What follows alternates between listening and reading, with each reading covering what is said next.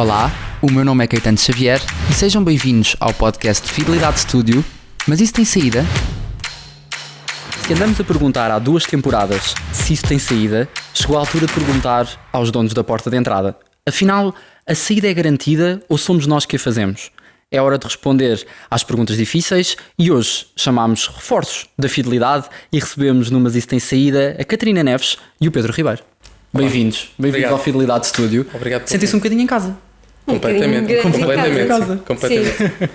Eu normalmente começo por perguntar aos convidados, aos nossos convidados aqui do podcast, o que é que os levou àquilo, ou seja, de onde é que nasceu a paixão, no fundo? O que é que os levou ao lugar onde eles estão? E começo pela mesma convosco. O que é que vos levou a esta paixão pelo recrutamento, por este ownership da porta de entrada?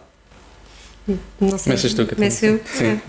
No meu caso foi conhecer pessoas que fazem coisas completamente diferentes daquilo que eu faço e com elas eu posso aprender todos os dias, e isso é uma coisa que me move, porque todos os dias eu aprendo coisas completamente diferentes, porque da mesma forma que eu posso ensinar ou posso contribuir para aquela pessoa, elas também contribuem muito para mim, e a visão com que nós ficamos do mundo, do mercado, é completamente diferente. E isso é o que me faz todos os dias acordar com um brilho nos olhos e com um sorriso na cara naquilo que eu faço. É um bocadinho, sim. Um bocadinho pelo mesmo. A opção, eu comecei a minha formação em Psicologia, depois dentro de Psicologia, a partir de uma determinada altura em que tive que escolher, era muito claro que eu queria fazer alguma coisa que estivesse relacionada com o mundo das empresas, e por aí vem a vertente de recursos humanos, e depois dentro de recursos humanos o recrutamento acabou por aparecer um bocadinho como uma especialização, e um bocadinho como as oportunidades que foram surgindo, e onde me tenho mantido nos últimos anos, e é um bocadinho isto que a Catarina está a dizer. Nós, ao falarmos com pessoas, nós para fazermos recrutamento temos que conhecer muitas áreas, muitas funções, muitas organizações e consequentemente também muitas pessoas, e portanto esta aprendizagem que a Catarina falou é realmente o nosso dia-a-dia. Todos os dias estamos a falar com pessoas que nos ensinam e um bocadinho sobre aquilo que é a sua função, a sua vida. Isso é muito interessante e muito estimulante. Até porque vem da própria pessoa também essa predisposição para a própria pessoa brilhar, não é? Vem do próprio eu o poder chegar e marcar uma posição que de alguma forma marque, passa a redundância. O que é que faz com que alguém se destaque? O que é que leva a que vocês pensem, não me vou esquecer deste ou desta pessoa? Okay. Para mim, o que faz com que a pessoa se destaque depende muito do valor que a própria pessoa dá às coisas. Um exemplo muito concreto, eu uma vez num pitch bootcamp, fazendo aqui publicidade sem querer, conheci uma jovem que foi para a França a trabalhar, queria ganhar uns trocos e também queria ter uma experiência fora, e o que ela foi fazer foi apanhar lixo à noite, nas ruas de Paris. E se calhar muitos de nós vão pensar, e o que é que isso tem de interessante? Apanhar lixo? Tem interessante porque a pessoa realmente valorizou essa experiência, saiu da zona de conforto, teve que ser resiliente, teve que aprender a lidar com um conjunto de situações imprevistas. O que faz com que um candidato se destaque é o valor que ele dá às coisas. Por exemplo, fazer um voluntariado só porque fica bem no currículo e porque até a faculdade dá créditos e fica lá com o carimbo, mas na realidade a pessoa não faz por altruísmo e porque gosta e porque vê uma mais-valia e porque está a contribuir para a sociedade, o valor disso é zero. E dá facilmente para apanhar? Dá facilmente para apanhar.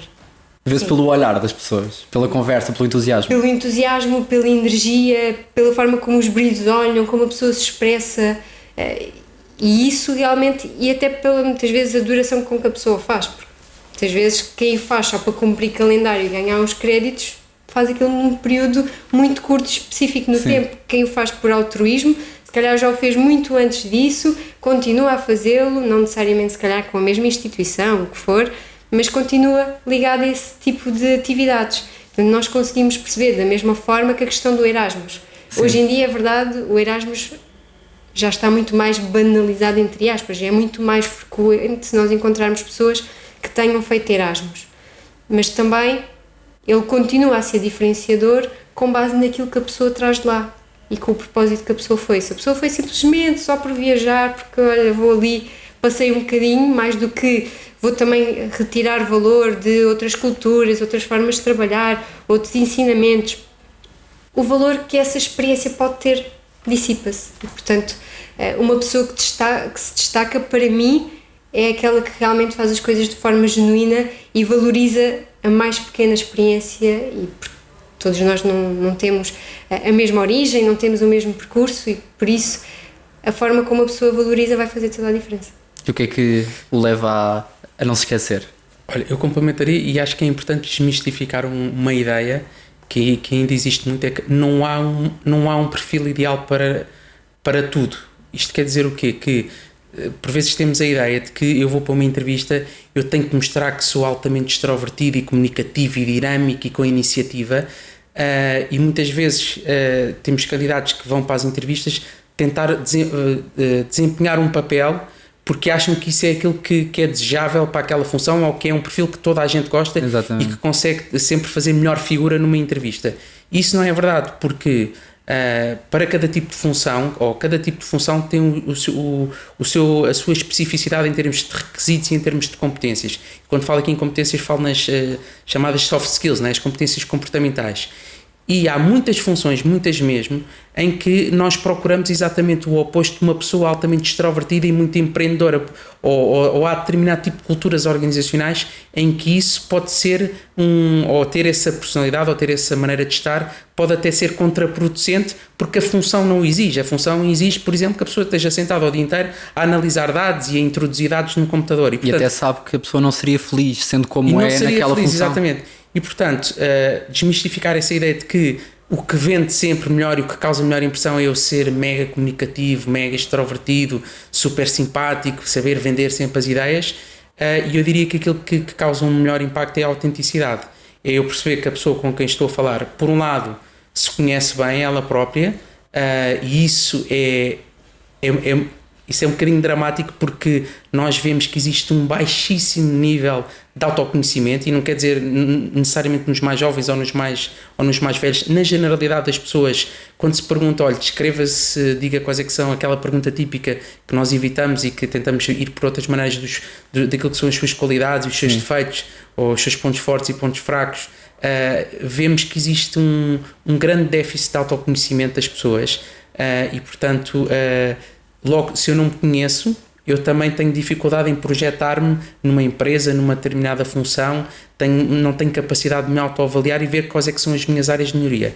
E, portanto, o que eu gosto de ver num candidato é a autenticidade, é perceber que a pessoa que está ali à minha frente está a ser autêntica, conhece-se ela própria, sabe em que é bom e em que é que não é tão bom, sabe o que é que gosta de fazer e o que é que não gosta de fazer, e com base nisso traça o seu plano de desenvolvimento e de carreira.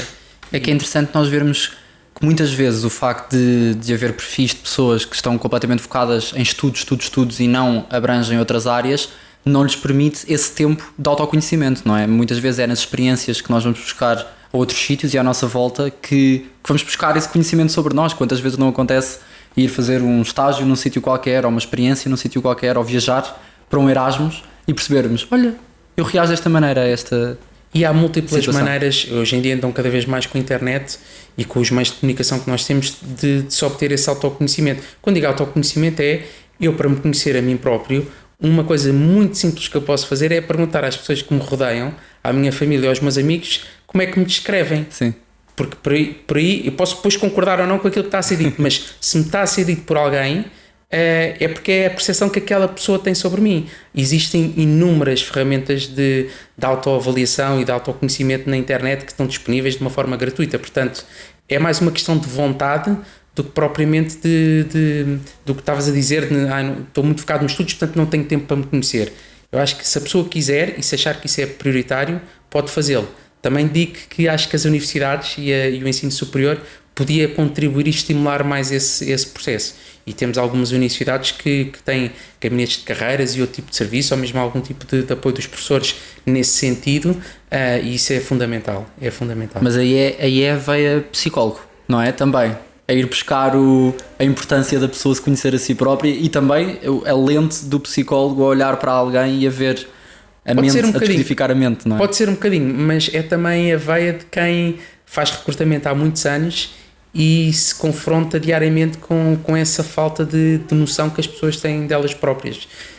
E eu acho que isso é mesmo dramático, porque, muito simples, se eu não conhecer as minhas fortalezas e as minhas fragilidades, eu não posso usar as minhas fortalezas a meu favor, 2, eu não posso tentar melhorar ou corrigir ou lidar com as minhas fragilidades, e portanto não vou crescer. Totalmente. Em relação, há aqui uns pontos a desmistificar também, nomeadamente o facto das pessoas quererem dizerem aquela célebre frase de não há uma segunda oportunidade para causar uma primeira boa impressão. Como é que se cria uma primeira boa impressão? Vamos por aquele caminho do aperto de mão firme, não se sentar antes da outra pessoa se sentar, é por aí, tem esses códigos? Eu não de todo, confesso que eu também não ligo muito a isso, embora compreenda e já tenha lidado com pessoas que valorizem muito essa questão do aperto de mão, e acho que às vezes mais do que o aperto de mão ser firme, às vezes há aquela tendência, porque estamos a lidar com uma senhora, em vez de apertarmos a mão de igual para igual, queremos apertar só assim, mais do que propriamente, até porque apertar a mão com força a mais também não é positivo, não é? Portanto, há aqui que encontrar o equilíbrio, e confesso que não sou a pessoa propriamente que ligo mais a esse tema, mas realmente há pequenas coisas que contribuem. Por exemplo, quando nós estamos sentados, se eu estiver sentada assim, no meio da conversa, realmente não é a forma... Se parecer que eu estou assim, a culpa é da cadeira. Simpática. Eu vou roubar a cadeira. Se parecer, eu estou e às vezes há a tendência de começar Sim. a ficar assim, e realmente no momento em que não conhecemos aquela pessoa de lado nenhum, e a partir daí estamos a falar de um contexto que é um pouco diferente, mais profissional, Claro. Não é se calhar a imagem mais positiva que se possa passar, embora não exista propriamente uma regra que a pessoa tenha que estar ali firme, não, a pessoa tem que estar de uma forma natural. Algo que impacta muito pela positiva, em alguns casos naturalmente também pela negativa, porque isto tem sempre o reverso da medalha, é a pessoa ir preparada para a conversa. E o ir preparada para a conversa passa por tentar, não só às vezes ir ao site da empresa, perceber a história daquela empresa, saber bem a função para a qual se estou a candidatar, se eu candidatei a um anúncio, ter em mente qual foi o anúncio, porque acontece muitas vezes, então, mas o que é que te fez candidatar? Porquê esta vaga? Pois eu tenho candidatado a tantas coisas e já não me lembro. Há quem responda a isso. Há quem responda a isto. Portanto, claro, não é a melhor impressão, a primeira impressão que fica do outro lado. Assim como não tive tempo para ir ver o site, não, estou muito ocupado, estudos. Às vezes são 5 minutos, às vezes no caminho, imaginemos, do metro, nada impede hoje em dia com o smartphone, com os dados, poder consultar e ver alguma informação. E há um aspecto que eu acho importantíssimo e que temos alguma tendência às vezes a esquecer, ignorar, não valorizar tanto, que é o networking, que é pais, amigos, familiares, que para além de nós conhecermos e termos uma facilidade de acesso a essas pessoas enorme, se calhar também nos podem desbloquear outras portas para falar com outras pessoas que nos indiquem como é que é trabalhar naquela empresa, o que é que eles fazem, como é que é o dia-a-dia deles, e isso ajuda imenso. E hoje em dia nós temos Instagram, nós temos LinkedIn, temos tanto sítio que é tão fácil chegar.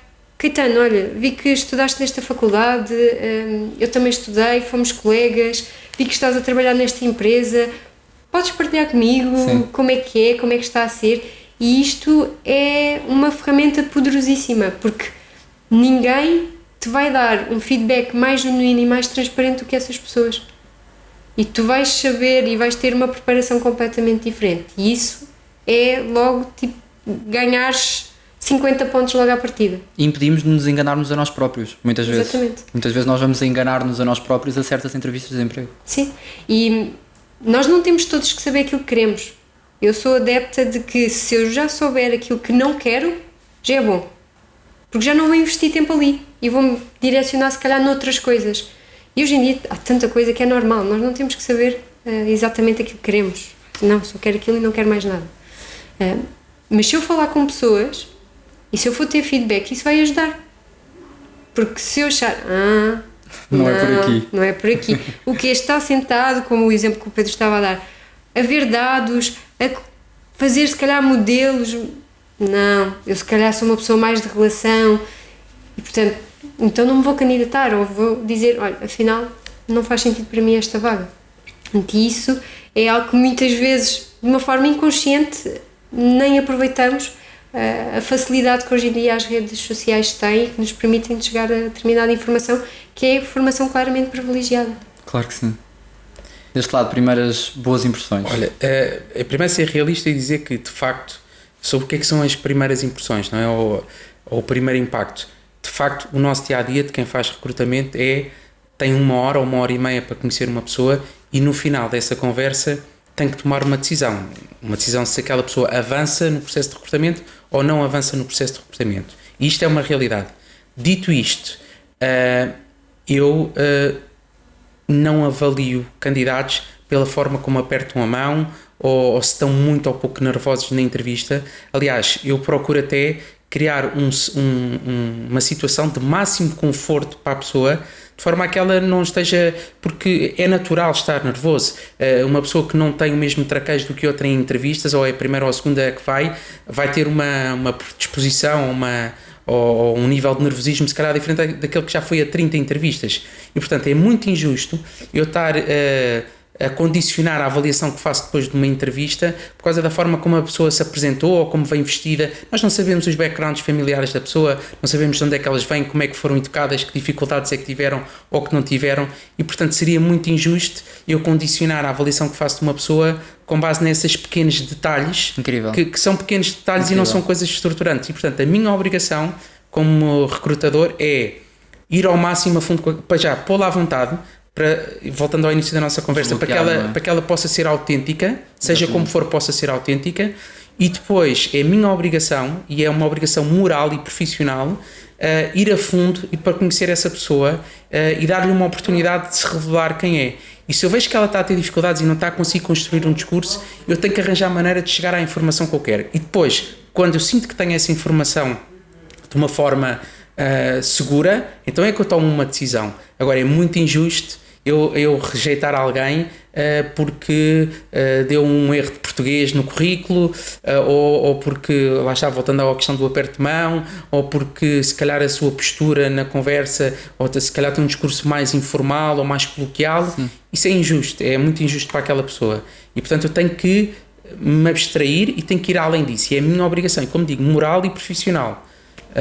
E portanto na realidade a primeira impressão eu vou ter que criá-la durante aquela hora de entrevista, não é? E depois tenho que tomar uma decisão, mas não pode ser no aperto de mão e na forma como vem vestida ou na forma como fala só, porque isso eu acho que podemos cometer grandes injustiças com isso. Ainda bem que trouxe...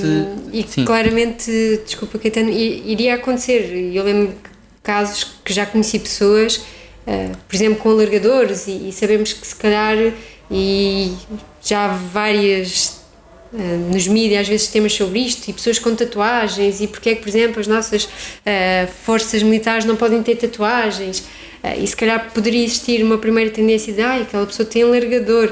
Não, o nosso trabalho é desmistificar, não é um alargador, não é uma tatuagem, não é um piercing no sobrolho, se for o caso, que vai definir quem é a pessoa, os seus valores, até mesmo o valor que ela pode ter para a organização, não é isso que a define. Portanto, o nosso trabalho é esquecer tudo isso e olhar realmente para a pessoa, quem é aquela pessoa e que potencial é que ela tem. E ir além do superficial, e funciona para os dois lados, que é, se a pessoa, o superficial é extremamente introvertida, extremamente nervosa, com dificuldade em comunicar, é a minha obrigação ir além disso e perceber a pessoa para além disso, daquilo que está à minha frente só. Da mesma forma que se a pessoa é extremamente comunicativa, vende-se muito bem, vende uma ideia, também é a minha obrigação ir além disso e perceber o que é que ali é show-off ou o que é que ali é realmente estruturante da pessoa e sólido, não é? Naquilo que está a ser dito. Exatamente. Eu acho que cada vez mais também, e pegando aqui nos piercings e alargadores e etc., também acho que cada vez mais, e sendo a minha opinião esta, essas pessoas, se virem que a empresa de alguma maneira é preconceituosa em relação a isso, também são elas próprias a não querer estar lá, não é? Cada vez mais, não sei, eu se tivesse tatuagens, que não tenho, mas se as tivesse, e houvesse uma empresa que fosse preconceituosa em relação a isso, eu próprio seria a primeira pessoa a dizer, eu não quero trabalhar aqui. Não é? Se a minha empresa não me aceitasse por isto... Sim, mas eu acho que isto aqui também tem a ver com uma coisa que a Catarina falou, que tem a ver com a noção e com eu perceber para onde é que vou e também adequar o meu comportamento ao sítio onde vou estar. Exatamente. O que é que eu quero dizer com isto? Se eu vou a uma entrevista num banco, eu tenho a obrigação de saber que o setor financeiro em Portugal ainda é relativamente conservador, se calhar é dos poucos setores onde nós ainda encontramos pessoas de fato e gravata, embora isto esteja a mudar. Sim. E portanto é a minha obrigação fazer o trabalho de casa e não me apresentar na entrevista de calções e t-shirt. Exatamente. Porque isso revela, não é o problema, não é os calções e t-shirt, é eu não ter sabido adequar-me ao contexto para um dia. Da mesma forma, se eu for... Mas já me aconteceu isso, por acaso. Se eu for uma entrevista... a pessoa. Mas pronto, da mesma forma, se eu for uma entrevista numa empresa de IT, que eu sei que, se fizer o meu trabalho de casa, é uma empresa com uma cultura ultra informal, não tem mal nenhum ir de fato e gravata, mas se calhar não estou a adequar-me àquilo que é a situação. A própria cultura, não é? Pronto, e portanto eu acho que tem mais a ver, isto é só um exemplo, a forma de vestir, mas... o que tem aqui a ver é eu conhecer e preparar-me, saber para onde é que vou e preparar-me para o sítio onde vou, não é? Nós, se calhar, não vamos vestidos da mesma forma para um jantar de gala como vamos vestidos para um encontro com amigos na praia. E, portanto, é adequar-nos às situações e revelar essa noção das coisas, não é? Porque, falando em primeiras impressões, o que causa má impressão é a falta de noção, seja ela como se materialize, mas é a falta de noção, se é um discurso desadequado no âmbito da entrevista, ou a utilização de palavras desadequadas, claro. Isso revela, sobretudo, é a falta de noção. E eu percebo, se esta pessoa não soube adaptar a esta circunstância, se calhar também não se vai saber adaptar a outras, não é? Sim, e é nisso que temos que ter muitas cuidado. vezes a primeira impressão até vem do currículo, e eu queria ir ao currículo, porque há aqui imensas, não sei, há assim umas lendas à volta do currículo, não é? E aqui muitas. Que eu gostava que nós tentássemos aqui desmistificar também um bocadinho. O que é que são assim as maiores controvérsias à volta do currículo que não são reais e o que é que um currículo deve ter? Okay. Antes da Catarina pode começar a responder, vou só dizer uma coisa sobre currículos. Isto é como os médicos e os advogados. Falas com o recruiter, ele diz-te uma coisa, falas claro com outro, ele diz outra. Claro. Portanto, se fores a dois médicos, também te dizem coisas provavelmente diferentes. Totalmente. Portanto, sim, não damos aqui receitas. Sim, mas eu tenho uma ideia muito concreta sobre como é que deve ser. A Catarina certamente também. Sim, por exemplo, polémica, fotografia. Sim. Ter ou não ter fotografia no currículo? Eu sou adepta de não ter fotografia no currículo. Aqui na Nova também. Porque a verdade é que, de forma inconsciente, o ser humano tem tendência porque está assim, ou porque está assado, ou porque está desta maneira. E para isso não acontecer, zero fotografia no currículo. Tipo prova cega do The Voice. Exatamente. é o melhor. Porque não vamos com qualquer expectativa. Exatamente. Porque se calhar estava sorridente ou não estava sorridente, ou porque aquilo, ou porque não estava bem penteado, ou porque estava despenteado. Assim a pessoa não vai com expectativa nenhuma. Exatamente. E portanto vai completamente em branco à espera do que é que vai estar ali do outro lado e vai estar muito mais focada em conhecer a pessoa. Outros temas que às vezes, hoje em dia começa a acontecer menos, mas há muito essa tendência, às vezes colocar a morada completa. Não faz sentido. Pelo menos na minha opinião. Eu não vou enviar nenhuma carta àquela pessoa, eu não lhe vou bater à porta. Sim. Portanto, o que eu preciso realmente é do endereço de e-mail, é do telemóvel, é o que eu preciso da pessoa. Se a pessoa quiser colocar, por exemplo, o LinkedIn, agora colocar, por exemplo, número de contribuinte, a morada completa, quando muito coloca só a dizer que é de Lisboa, ou é do Porto, ou é de outro sítio qualquer. Agora, há quem ponha número de contribuinte.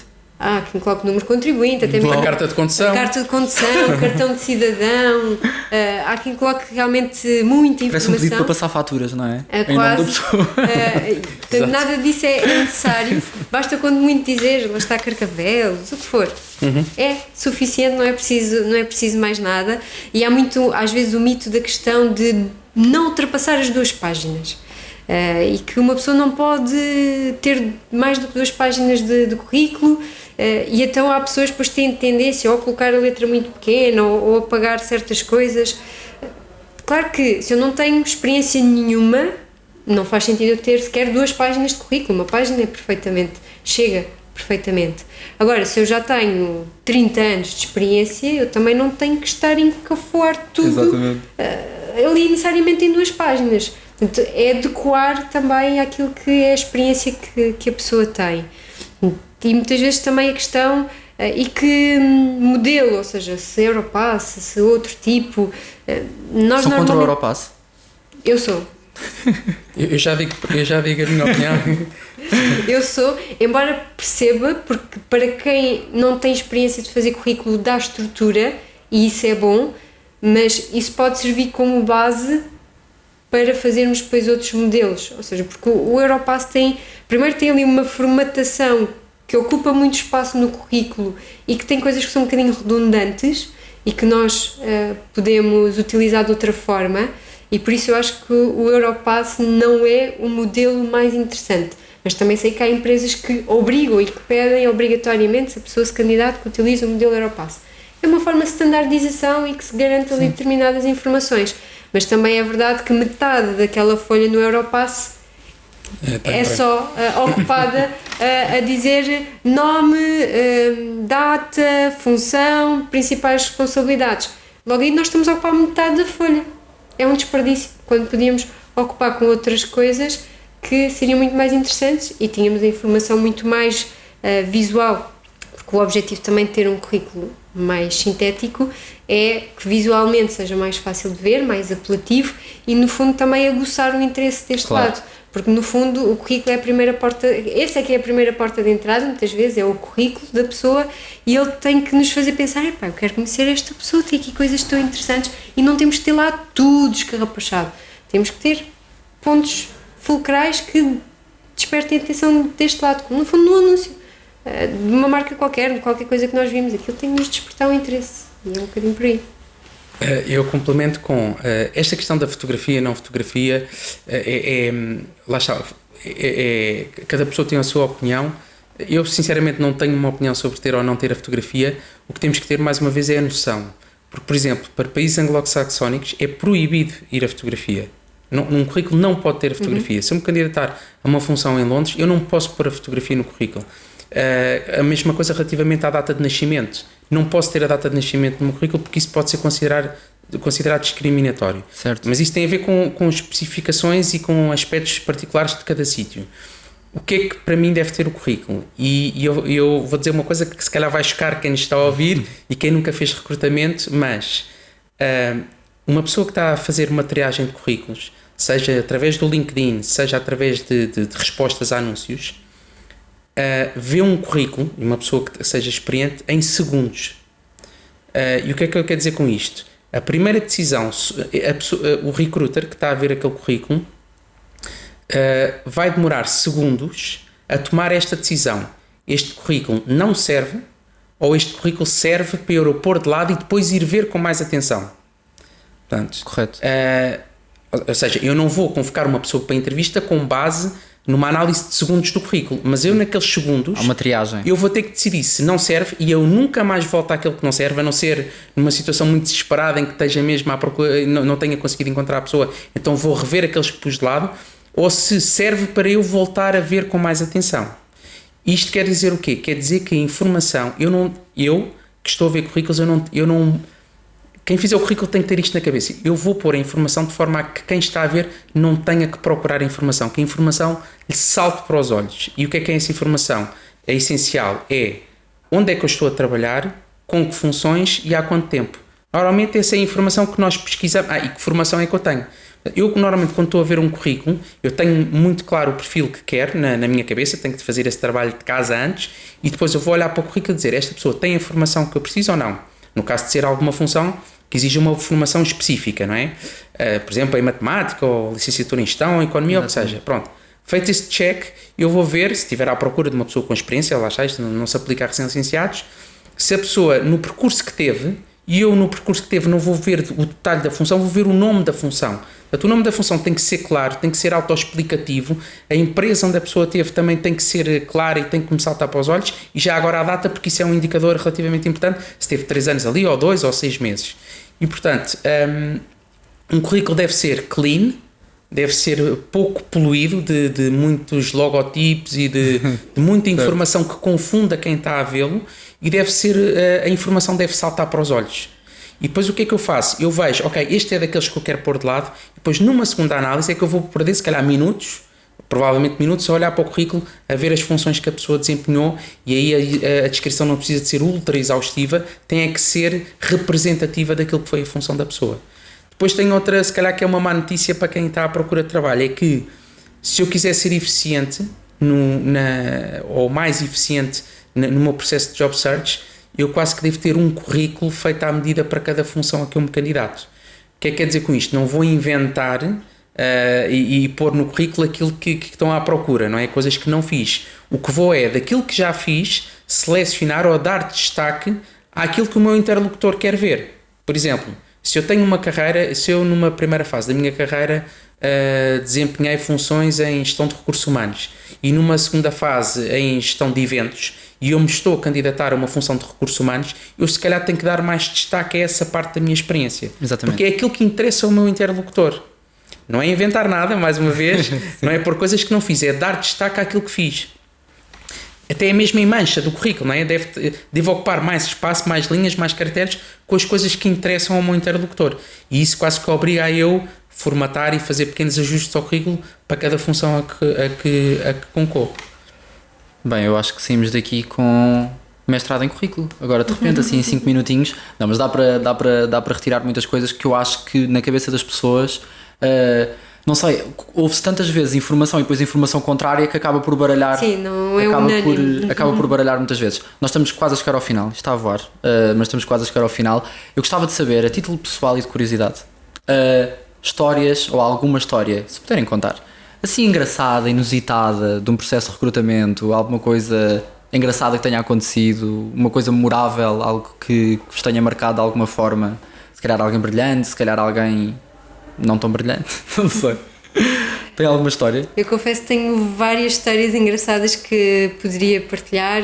Já partilhei uma daquela pessoa que disse que foi recolher lixo, porque pela positiva marcou-me, lá está a humildade que a pessoa teve.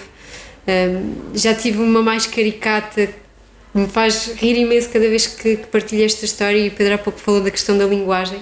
E uma vez tive uma pessoa que no contexto de entrevistas estavam constantemente a dizer palavrões, a dizer asneiras. Dizia mesmo? Mesmo. Falava de uma certa área profissional e dizia que aquilo era, e não vou repetir porque eram mesmo palavrões duros. E eu no início a pessoa estava-me a dizer isto, aquilo. Isto está mesmo a acontecer? Sim, porque naturalmente nunca me tinha acontecido. E é este trabalho que o Pedro partilhou que nós temos que fazer, que é, ok, vamos afastar e vamos nos concentrar na pessoa. E a verdade depois é que correu muito bem, a pessoa entrou. A pessoa entrou? Entrou e correu perfeitamente, mas foi altamente caricato a entrevista. A pessoa constantemente, sempre que falava daquela determinada área profissional, dizia que aquilo era uma... Pronto. E ninguém queria saber daquela... Isto assim de forma recorrente, e outros também depois utilizam outras palavras. E depois também tive um caso que acho que pode servir aqui quase como lesson learned para algumas pessoas, e com esta questão da pesquisa, e dou muitas vezes este exemplo a outras pessoas, que uma vez entrevistei uma candidata e perguntei então, e fez pesquisa, conhece alguma coisa sobre este banco? Sim, Catarina, conheço, eu fiz pesquisa porque eu não cometo 2 vezes o mesmo erro. Eu não cometo 2 vezes o mesmo erro? Como assim? Sim, porque eu estive num outro processo de recrutamento antes, na minha zona também de residência, com outra empresa, e eu não fui selecionada, e eles deram-me o feedback porquê? Porque eu não tinha feito pesquisa sobre a empresa e a outra pessoa com quem eles estavam em dúvida, entre mim e a outra pessoa, ela tinha feito. Como ela fez e eu não fiz, eles acharam que a outra pessoa demonstrou mais motivação do que eu. Portanto, para isto não voltar a acontecer, sim, eu fiz pesquisa porque não faço 2 vezes o mesmo erro. Incrível. E deixa o Pedro partilhar porque eu tenho certamente muitas histórias, mas por acaso as que me estão a ocorrer não foram diretamente comigo, mas foram nas empresas onde eu trabalhava. Uma foi logo no meu primeiro emprego. Os escritórios da empresa eram ali ao pé do Rio Tejo, mesmo ao pé das docas, e e havia uma entrevista para uma função de assistente do CEO, e quem estava a fazer as entrevistas era a diretora de recursos humanos, e aparece uma candidata na entrevista em fato de treino, completamente transpirada, com a cara vermelha, e a diretora de recursos humanos perguntou-lhe se estava tudo bem, se tinha havido algum problema, o que é que tinha acontecido, ficou assustada, e ela disse: não, é como eu percebi que os escritórios eram aqui ao pé do Rio, fui fazer um bocadinho de jogging antes da entrevista. Lá está, total falta de noção, não é? Podia ter feito o jogging a seguir à entrevista, mas não antes, não ir transpirado em fato de treino para a entrevista de assistente do CEO. E outra história que me estou a lembrar também com um colega meu, nós nas entrevistas, e eu mantenho essa prática, quando quero saber, quando a língua estrangeira, ou o domínio de uma língua estrangeira é um requisito para a função, não vale a pena estar a perguntar, por exemplo, no inglês, se tem certificações do Cambridge ou se não tem. O que interessa é perceber se a pessoa fala ou não fala, porque ali não vão ser feitos testes de inglês. A pessoa, se o inglês for um requisito, é porque vai ter que falar no dia a dia. Então eu prefiro fazer 2 ou 3 perguntas em inglês e ver como é que a pessoa, até normalmente faço perguntas que não estejam diretamente relacionadas com a função, estejam relacionadas com a pessoa, para ela se sentir mais confortável, porque eu quero ver é se ela fala ou não fala inglês. E na empresa onde eu estava também fazíamos isso. O meu colega perguntou se falava inglês, fez 3 ou 4 perguntas em inglês, e depois perguntou se falava francês, que era um requisito para aquela função, e a pessoa, que já tinha respondido às perguntas em inglês, disse que sim, que falava. Então podemos falar um bocadinho em francês? Podemos, mas olha, deixa-me só, posso ir à casa de banho um instante? E ele disse, claro que sim. Então saiu para ir à casa de banho, que já é uma coisa um bocado estranha, no meio da entrevista, quase na fase final, e nunca mais voltava. O meu colega foi à procura dele, não o encontrou, foi à casa de banho, ele não estava lá, perguntou à colega que estava na recepção, olha, viste passar o meu candidato? Sim, já saiu. Então o que é que foi? Ele não sabia falar francês, disse que sabia, quando foi confrontado com as perguntas, fugiu da entrevista. Uma coisa hilariante, porque ainda por cima já tinha percebido que se tinha falado inglês também ia ter que falar francês. Portanto, essa acho que foi mesmo uma coisa hilariante. Inacreditável. Sim. Bem, nós despedimos com a pergunta que dá aqui título ao podcast. Há cursos que têm mesmo mais saída? Sim, há cursos que têm mais saída, no entanto, o curso não tem que definir o percurso que nós fazemos. E, felizmente, há vários exemplos que podemos dar de pessoas que fizeram um percurso completamente diferente, seja pelas ciências sociais, porque tiraram psicologia, história, enfim, um outro conjunto alargado de cursos nesta área, ou até nas artes, arquitetura, música, etc., e que hoje em dia estão a fazer caminhos completamente diferentes, porque descobrem outras paixões. E vai-se a tempo. Por exemplo, nós, na empresa onde trabalhamos, temos vários exemplos desses, onde temos pessoas que a sua formação é completamente diferente daquilo que é a função que desempenham hoje em dia, porque se calhar estão nas áreas tecnológicas, porque estão a fazer outro tipo de funções. Basta realmente as pessoas terem motivação e também, muitas vezes, procurarem outras alternativas. Hoje em dia há tantos cursos online, gratuitos, às vezes alguns sim também pagos. Há academias, há várias empresas hoje em dia a lançar academias para formar jovens que tenham interesse, porque sabemos que às vezes fazer um determinado curso a pessoa pode não se imaginar, porque também temos de tomar esta decisão muito cedo, não é? É verdade. Muitas vezes sem termos a informação necessária e nem todos temos acesso ao mesmo tipo de oportunidades e de familiares ou pessoas próximas de nós que se calhar também nos consigam dar um pouco maior visibilidade do que é que o mercado de trabalho quer, procura, o que é que pode ser também interessante para mim, porque muitas vezes nós escolhemos um curso e depois percebemos isto é giro, mas é como um hobby e não para eu fazer aquilo para o resto da minha vida. Exatamente. Mas nós com 17, 18 anos, às vezes 19, não temos ainda percepção disso. Essa clareza, não é? E portanto escolhemos um caminho e depois percebemos, mas isto não tem que ditar o nosso futuro e portanto basta as pessoas quererem e acima de tudo lá está, aproveitarem o networking e tentarem encontrar alternativas. Eu respondendo diria que sim, e isso é uma evidência, é factual. Há cursos que têm mais saída do que outros, há universidades que têm maior taxa de empregabilidade do que outras, e isso é factual, não é? Aliás, é um dos selling arguments de muitas universidades, a taxa de empregabilidade. E, portanto, contra factos não há argumentos. Dito isto, isto também funciona um bocadinho por tendências, não é? Hoje em dia nós vemos que cursos relacionados, por exemplo, com tudo o que tem a ver com IT, com tudo o que tem a ver com análise de informação, com tratamento de informação, são cursos que estão a ser muito requisitados cursos de matemática, são cursos que são muito programação, portanto, todas essas vertentes. Isto basta fazer uma consulta, não é preciso ser um expert em mercado de trabalho para perceber que há maior procura por determinados perfis e por determinadas profissões do que por outras. E, portanto, para quem está a tomar uma decisão de fazer um curso, eu acho que deve ter isso em atenção. Não é obviamente que não é ir fazer um curso que não goste só porque tem maior empregabilidade, porque isso vai correr mal, mas perceber um bocadinho aquilo que a Catarina estava a dizer. Eu posso gostar imenso, por exemplo, de antropologia, mas se calhar pensar que a antropologia em Portugal é um curso com pouca saída profissional, ou que a probabilidade de eu acabar a fazer um trabalho qualquer que nada tem a ver com antropologia é muito alta, e portanto eu se calhar continuar durante a minha vida toda a comparar, a ler e a consumir conteúdos de antropologia, mas ir fazer um curso que seja também algo que eu goste e que tenha maior saída profissional com base naquilo que são as evidências de mercado. Um curso não é, nem pode ser nunca um cadastro, não é? De género, olha, aquela pessoa vem daquela área e portanto, aí não vai conseguir encontrar emprego. E como a Catarina dizia, concordo totalmente, depende muito do esforço que eu ponho, da minha iniciativa, da minha capacidade de ir à procura e de batalhar e de ser resiliente. Mas sim, há cursos com mais saída do que outros. Depois também nos cabe a nós cavar e encontrar a nossa própria saída. Claro que sim. Muito obrigado aos dois. Eu acho que foi mesmo importante, e acho que é um episódio que, no meio de tudo o que nós temos estado a falar de percursos universitários que valem a pena ser discutidos, acho que também foi bom receber aqui os guardiões da porta da porta de entrada. Muito obrigado. Obrigado a nós pelo convite.